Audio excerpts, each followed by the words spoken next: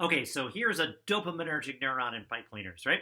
And if this is going to be a dopaminergic neuron, right, which means that its primary neurotransmitter is dopamine, it means that back here in the cell body, you have to express genes that will be transcribed and then translated into the synthesizing enzymes for dopamine. And so neurotransmitters, again, remember they are built from widely available materials. Since there are so many of them that have to be packed inside vesicles and released upon the arrival of action potentials.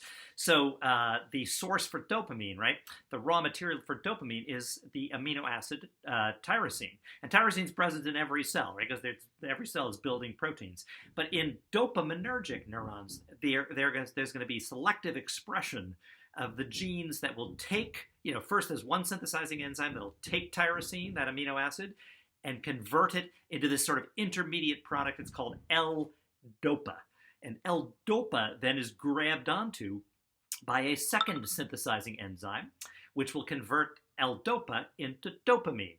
So the first thing that you got to have in a dopaminergic neuron, right, is the expression of the synthesizing enzymes that can take the raw material, tyrosine, convert it into L-DOPA, and then convert that into dopamine. The second thing you got to do, right, you synthesize. The second thing you got to do is store the dopamine, right, for release upon the arrival of an action potential. So that's got to, be happening down here. You got to have vesicles, right, at the axon terminals. And those are membrane-bound sacs, right, that get packed with neurotransmitter. In this case, the monoamine, the catecholamine, the classical neurotransmitter, dopamine. And to do that, you've got to have a specialized protein machine embedded in the vesicular membrane, right, that can transport the dopamine, from the terminal where it's made and manufactured and synthesized, right, inside the vesicle. So you got to pack those vesicles full of neurotransmitter. So you're fighting that concentration gradient force to get it in there. So you need a special kind of protein machine, right? You need a transporter that can actively transport, that can actually utilize the energy that's stored in ATP, to convert that chemical energy, the breaking of that bond, into the kinetic, force necessary to fight the concentration gradient force and pack the dopamine inside the vesicles. Well, it turns out that the vesicular transporter for dopamine is the same vesicular transporter. It's expressed from the same set of genes as the vesicular transporter for all the monoamines. It'll grab onto dopamine in a dopaminergic neuron and pack it inside the vesicle utilizing ATP. It'll grab onto norepinephrine in what we call a noradrenergic neuron, where norepinephrine is the primary neurotransmitter, and pack it in.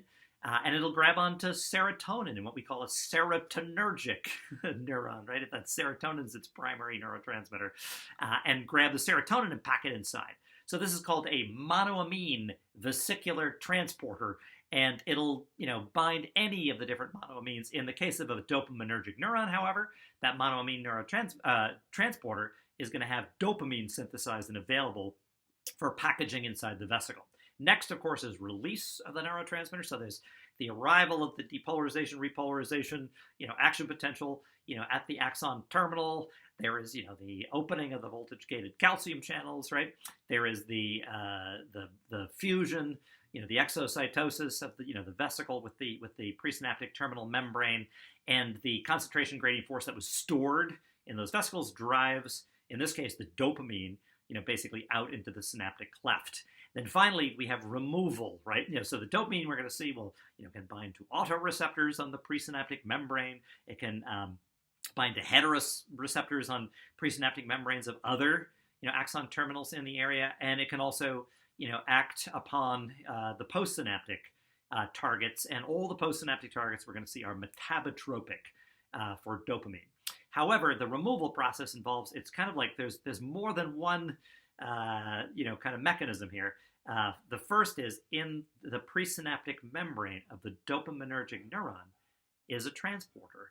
It is what they call, and this is proof that scientists are not always English majors, they call it a reuptake transporter, because the dopamine, they will suggest, has to be reuptaken into the presynaptic terminal. And this particular transporter, unlike the vesicular transporter, which will take, will pack any monoamine, dopamine, norepinephrine, or serotonin, this presynaptic terminal reuptake transporter that pulls dopamine out of the cleft into the axon terminal is actually selective for dopamine. So it's a special machine that's just dopamine specific. It's a selective dopamine, reuptake transporter. And then once inside the vesicle, there is a degradative enzyme. And this degradative enzyme is not selective. It'll break down, again, any of the monoamines. It would break down in a dopaminergic neuron like the one we're describing. It'll break down dopamine. In a noradrenergic, where norepinephrine is the primary neurotransmitter, it'll break down the norepinephrine. If it's in a serotonergic, neuron, it'll break down the serotonin. So this is called monoamine oxidase, or MAO. And MAO will break down any of the monoamines. In the case of the dopaminergic neuron, again, it's going to, be able to grab onto and degrade dopamine specifically.